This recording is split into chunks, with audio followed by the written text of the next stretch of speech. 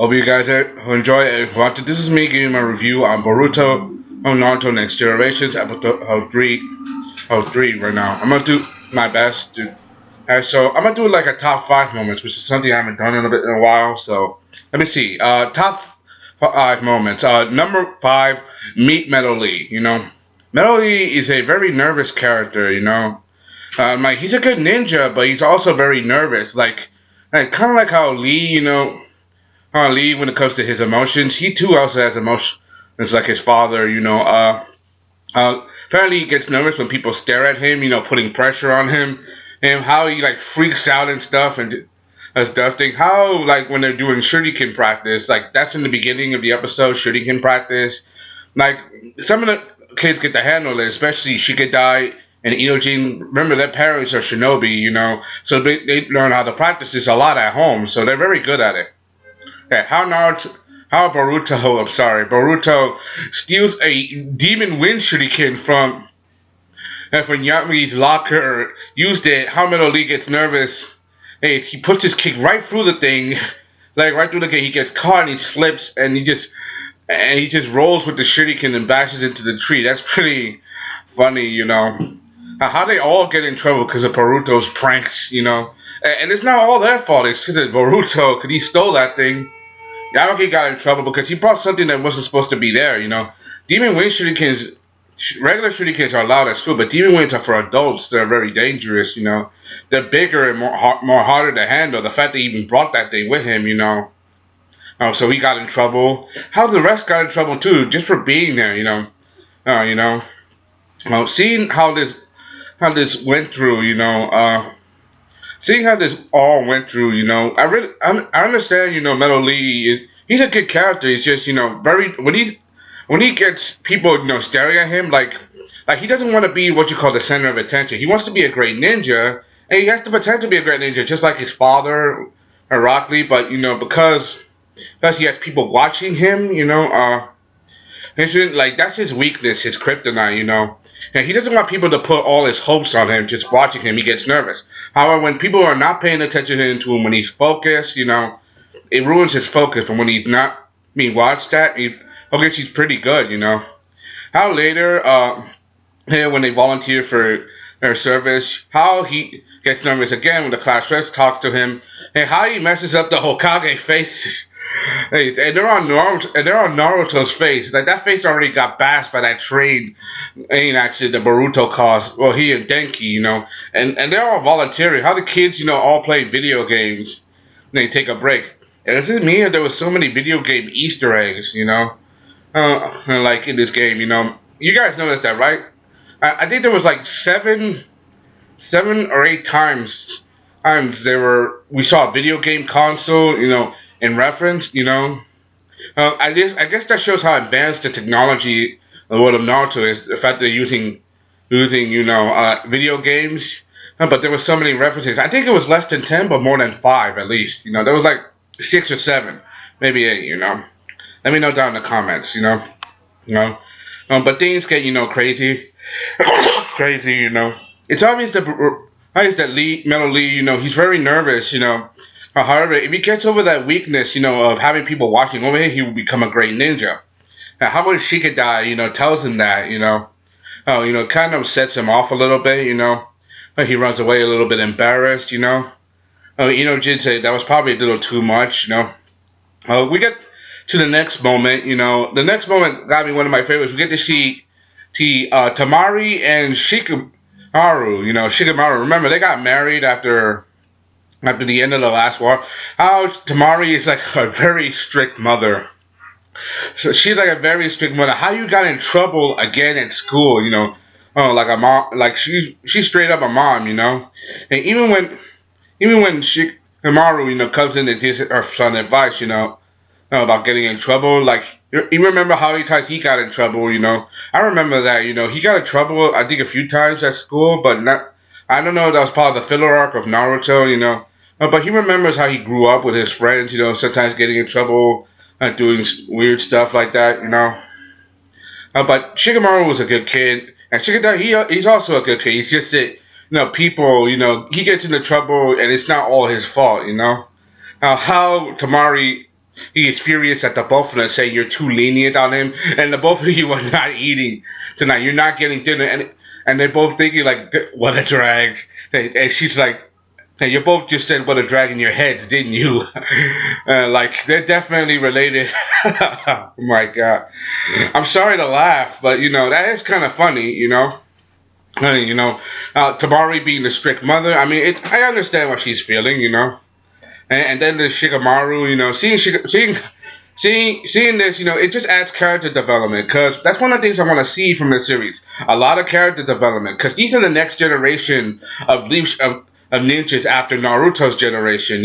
This is the next group that will happen. And remember, this is between the movie, but also in the manga.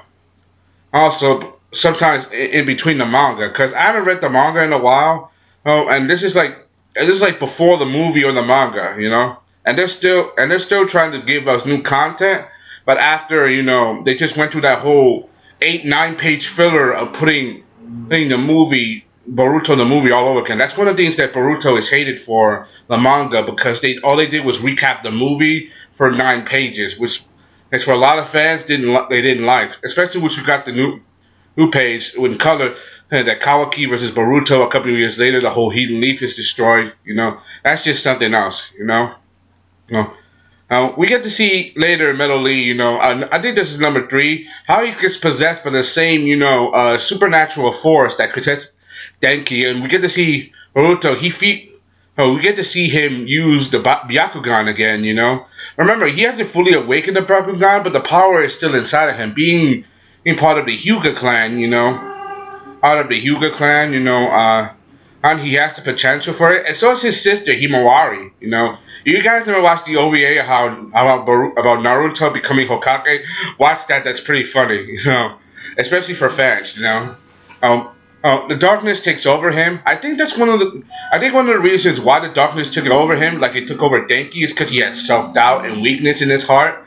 Remember, Denki didn't want to confront his father. When he did, he felt, ashamed, and like he couldn't do it. And then there was Metal Lee with his insecurities and stuff like that. And now it just things get even more crazy. How Boruto notices the darkness, but everyone else doesn't. That's because of his Byakugan power, and the fact that he did it more than once. Eventually he will awaken it, but we don't know how exactly he awakened it. That's probably later down the line, in the story. That's probably years later. Probably after a big time skip. Because time skips is overall great for the story. Let's see see what happens between that and what time it is, and we won't get the time skip probably till the end of the season, probably till after the first 10 or 20 episodes. That's what at least I get. After the end, we don't know how long the first season of Boruto is gonna last. It's gonna probably be more than 12, but probably less than 50.